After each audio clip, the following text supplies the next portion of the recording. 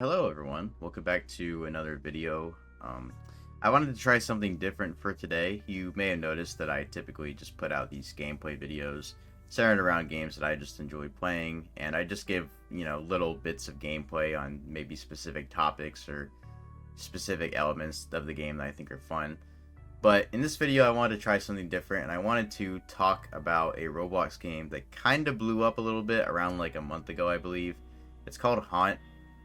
It's pretty derivative of Doors, but before I talk about anything else, I just wanted to kind of ask the question of, is this a Doors ripoff, or is this its own thing, and it doesn't really deserve to be called a Doors ripoff, because ultimately it's trying to be something different, and it is actually making an effort, and it's not just like copying Doors.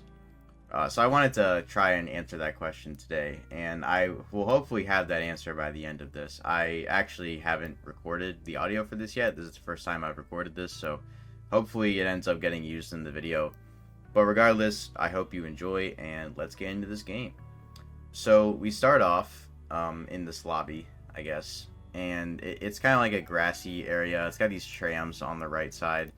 Definitely not derivative of any game that I've played before. Surely not. I mean, even looking past Doors, I mean, like, I've seen this elevator trope in, like, every horror game. Like, when are we just gonna stop this, guys? Come on. When are we gonna stop this? At least games like Apeirophobia and The Mimic don't rely solely on this elevator system. Or at all, actually. I'm pretty sure they both have, like, a sort of party system, which... Shout out to those games. Shout out to the developers, because I really don't like this elevator system, but... Anyways, yeah, so you can go in these elevators and they'll take you down to the game. And then you also have this merchant, which, like, I guess you can sell stuff to it, but I've never actually been able to do that because I just don't have any items to sell. I'm assuming you can, like, get items when you beat the game, and then you can, like, sell those items once you get back to the lobby or something, but I can't really clarify that, so, if anyone in the comments knows how you can sell items, just let me know. I also found it kind of funny. I went over here at the leaderboard, and apparently someone, I think they spent around like 40k Robux on this game, which, like, 40k Robux, that is over like $400, I'm pretty sure. Yeah, like that is worth, like, I think $400 at least. That's a lot of Robux to spend on a game that is very, very derivative of Doors. I mean, like, you could have just spent that on Doors, and I wouldn't have a problem with it because I love Doors. I'm not trying to meat ride or anything. I do genuinely love the game, and I haven't spent Robux on it myself, really. That's a cap. I have spent Robux on it, but not a whole lot. I mean, I bought like 1 or 2 revives, I'm pretty sure, and that's about it. And I don't feel bad about doing that because I actually enjoyed Doors, but don't know if I can say the same for this game. We'll get to that later, though. Anyways, moving on past the lobby, we get into the actual gameplay itself, which, I mean, it's okay. If you've played Doors, you're not really missing out on much by not playing this game. Anyways, we start off, we descend down into the mines, I guess, in this tram, and we hit this button to open the doors, and I guess we break the tram by doing that. I don't really know entirely. And then we get introduced to this side character called Timmy, who, again, definitely doesn't resemble anything relating to Doors. Definitely nothing at all. Yeah, I hate this character. He sucks so bad. So, yeah, this guy, Timmy, right? You think he would give you, like, useful advice throughout your journey. But no, this guy literally he's not useful at all. He just talks about the current situation and how he's sorry. Like, what are you sorry for? Being a bitch? Like, what are you here for? What is your purpose? Like, what is the point of him existing at all?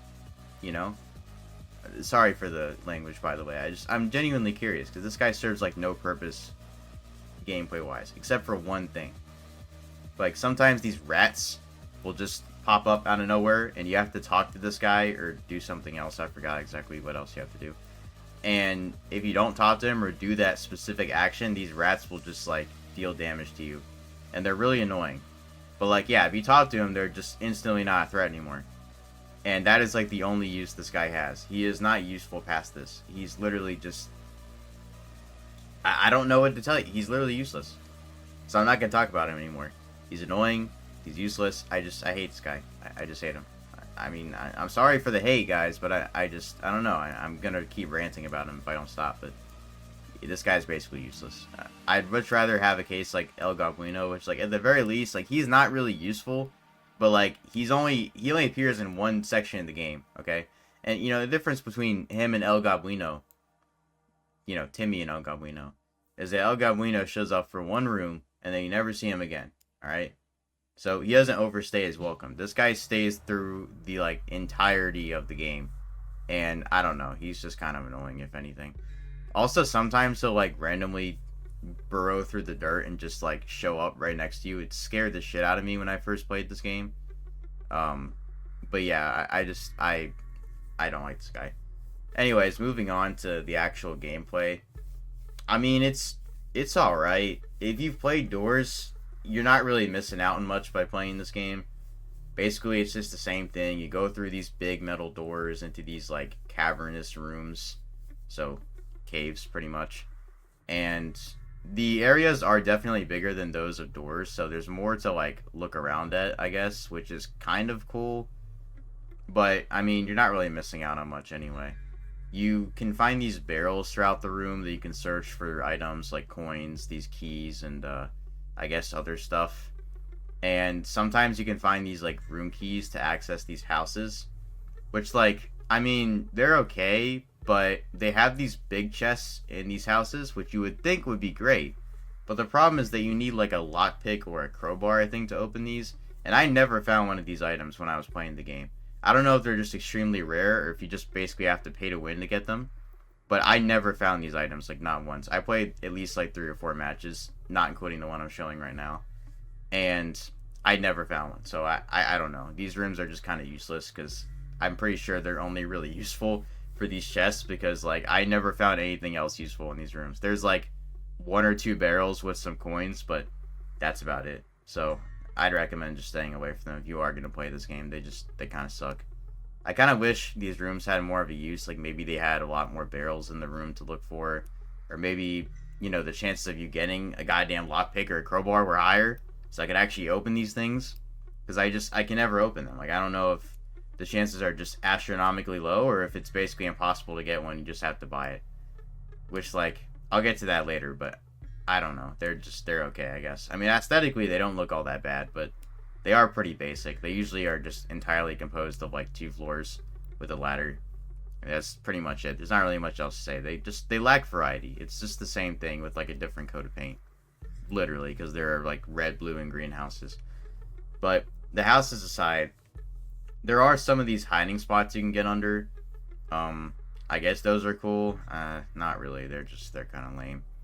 And occasionally, when you get to the later part of the game, there are these, like, traps that descend from the ceiling, and if you step on them, then you get, like, flung up into the air. I actually have a clip of me and Turtle where he ended up stepping on one of these traps, and it's kind of funny. Self out.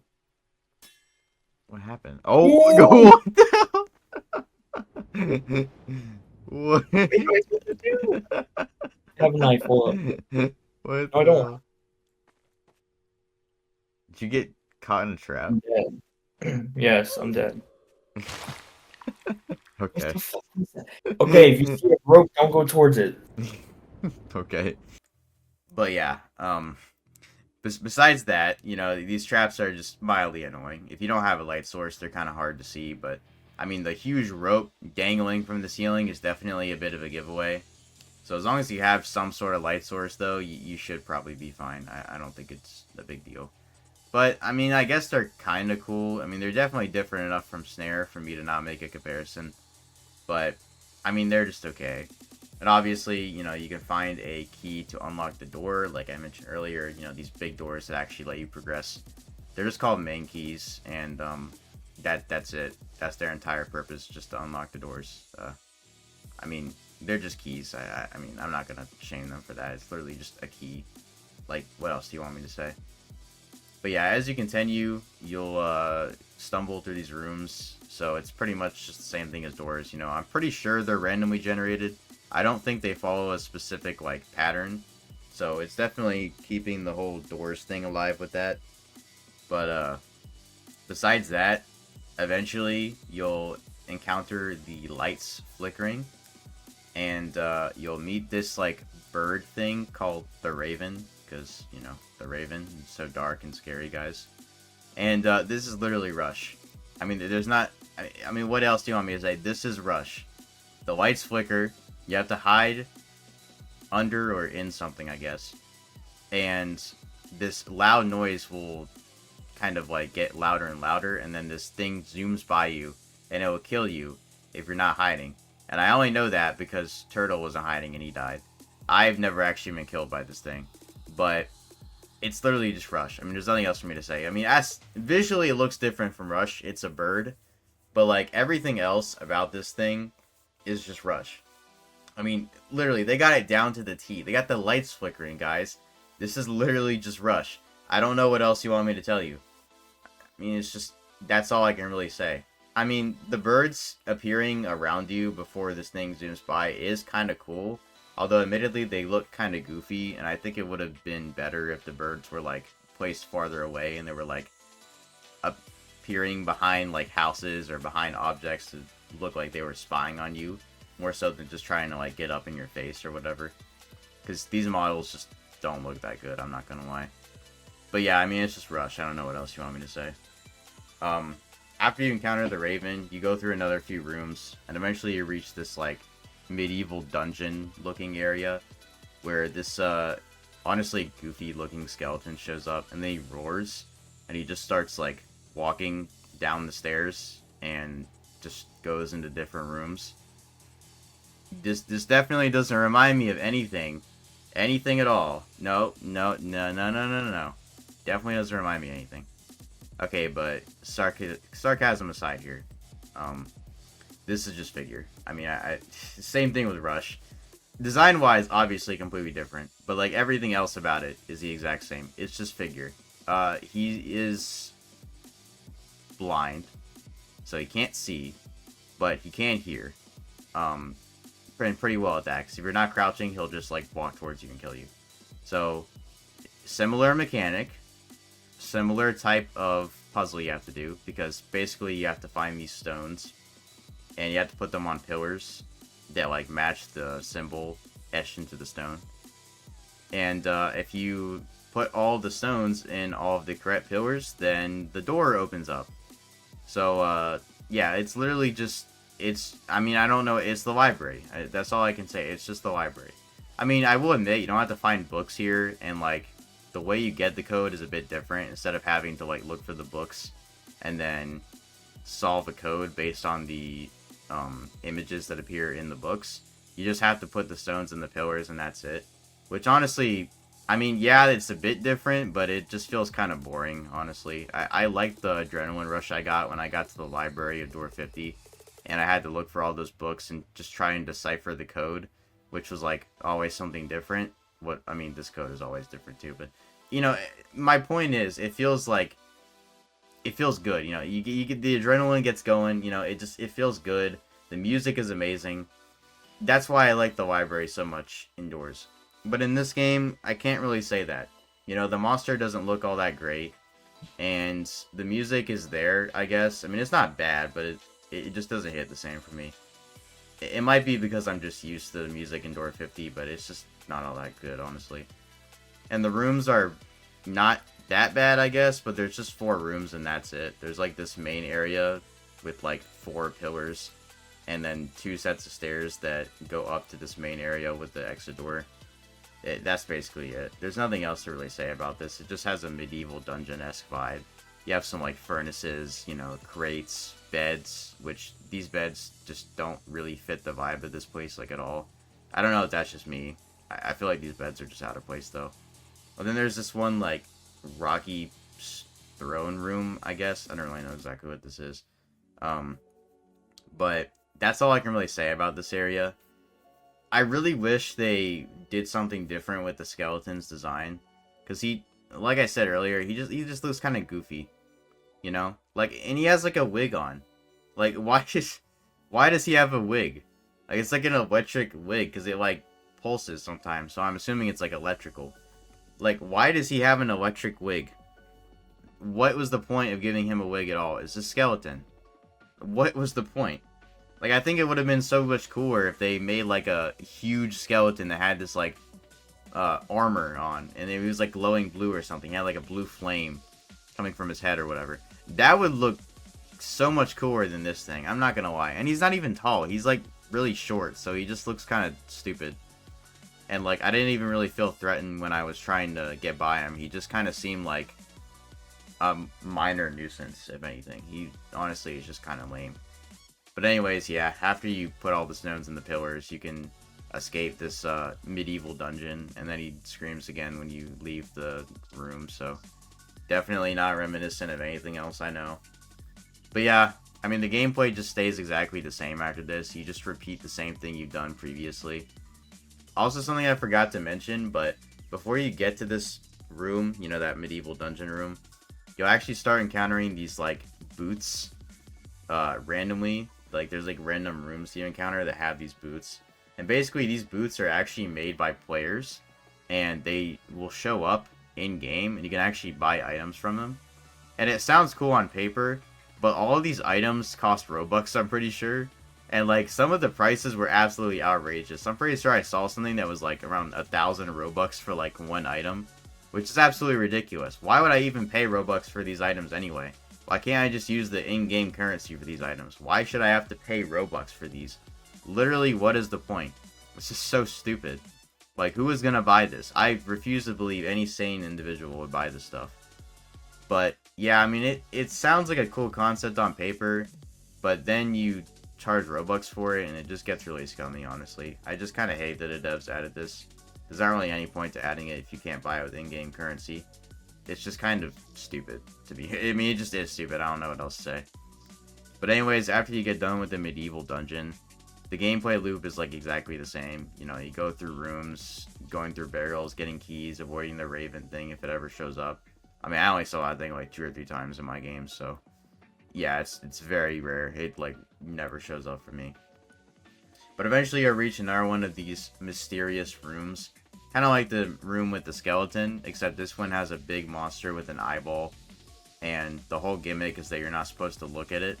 Or, I think, because I took a lot of damage before I just put my head on the ground, so to speak. So in other words, I looked down. And I was perfectly fine. So, basically eyes, but like king eyes. The ruler of all eyes, pretty much. And I mean, there's not much to say. You just don't look at the eyes. I mean, it's just eyes. You know, I've seen that trope in a bunch of other horror games. So that's not really like anything unique or, you know, something derivative of Doors, because I mean, that's not like a unique mechanic to Doors. But like, I guess it's okay. I do kind of like the design of the eyeball creature, even though it is pretty simplistic. I thought it was kind of cool. Kind of. I mean, that's all I can really say about it.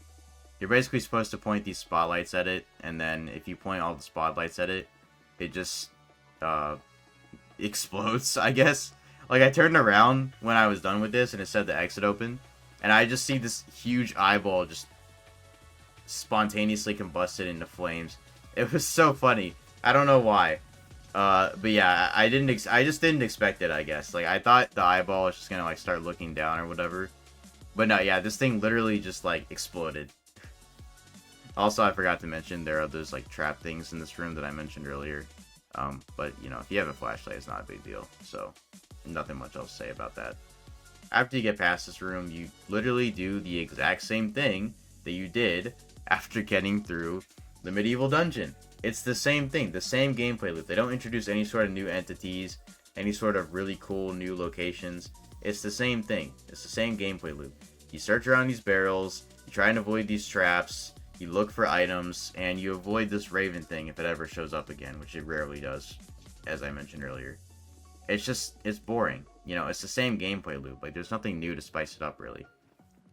And then finally, you get to this laboratory-looking area, which, like, this doesn't fit the vibe at all. How do we go from, like, a medieval dungeon to a cave to a laboratory? Like, how does this make any sort of sense at all?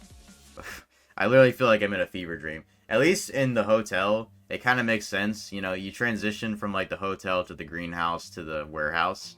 It kind of makes sense.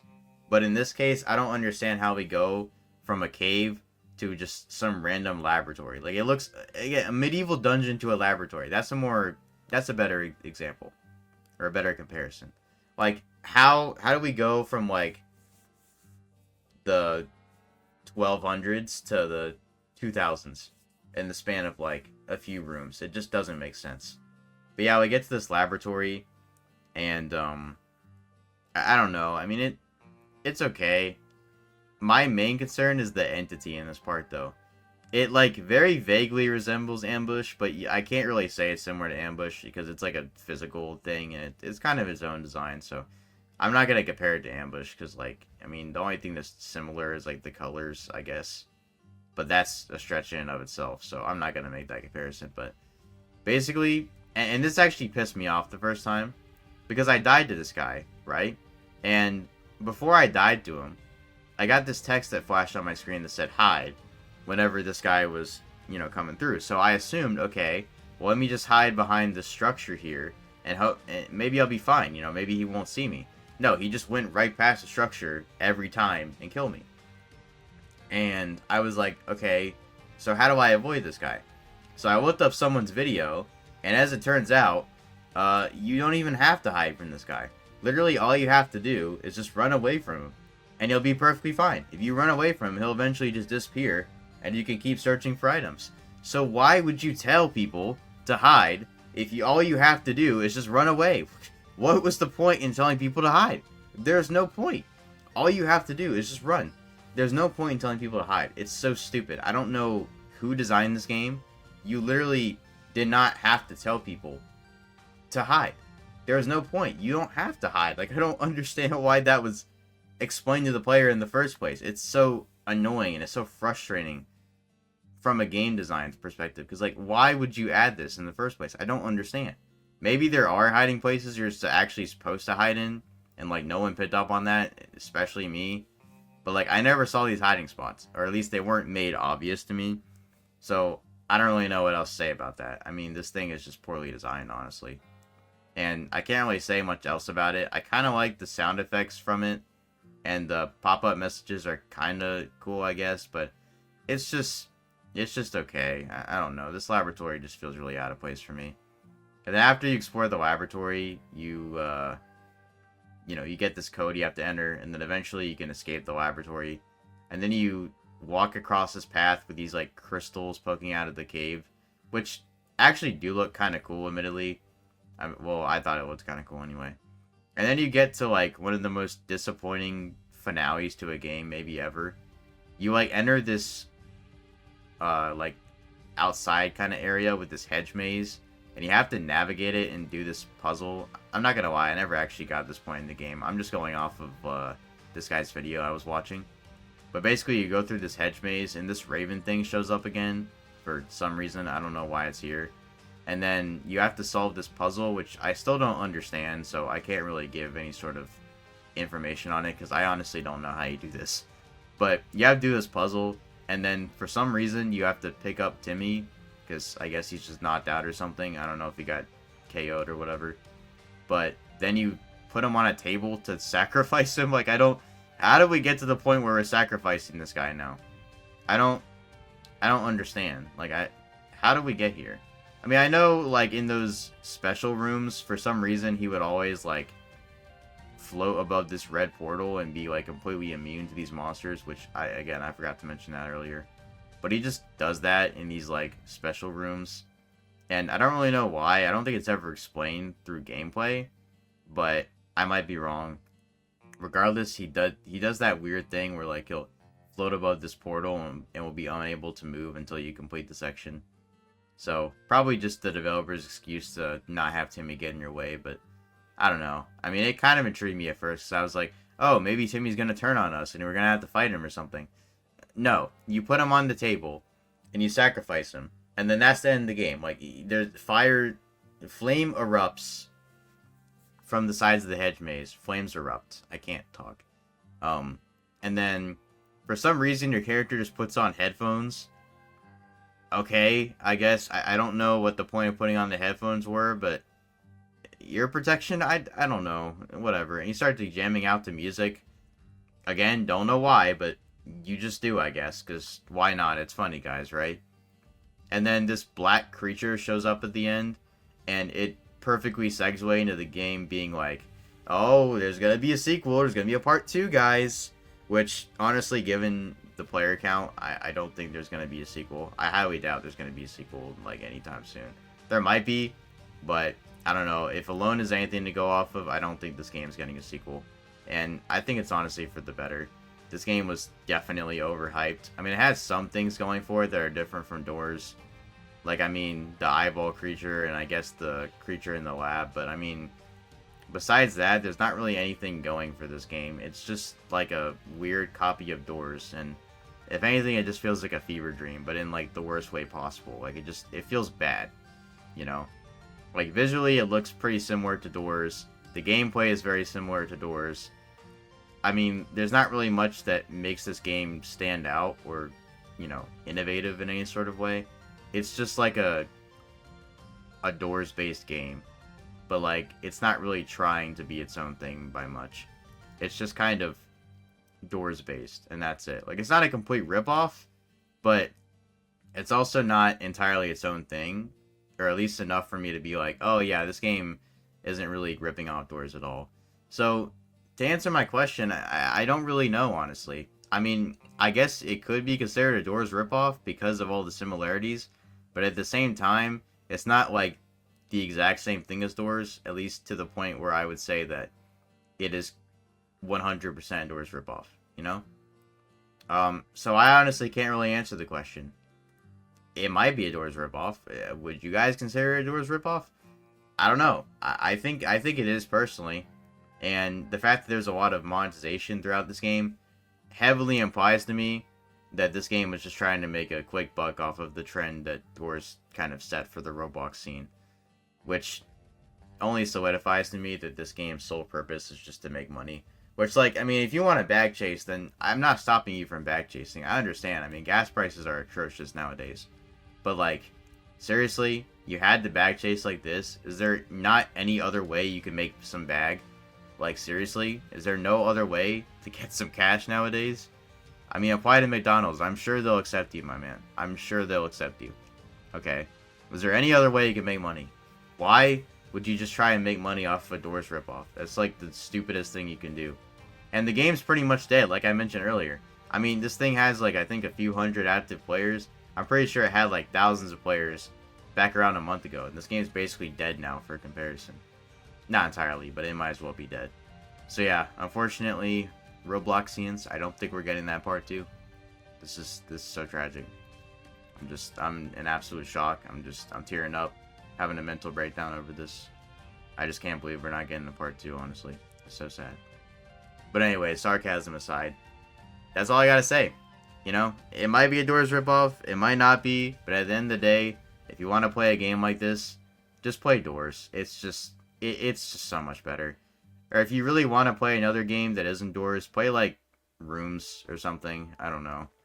Literally anything else. Like, anything else would probably be better than this game. It's just kind of like a cash grab that is trying to be like Doors. And he thinks he's that guy, but he's just not that guy.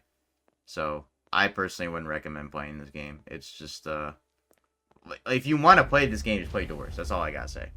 Anyways, I'm out. I gotta go edit this video.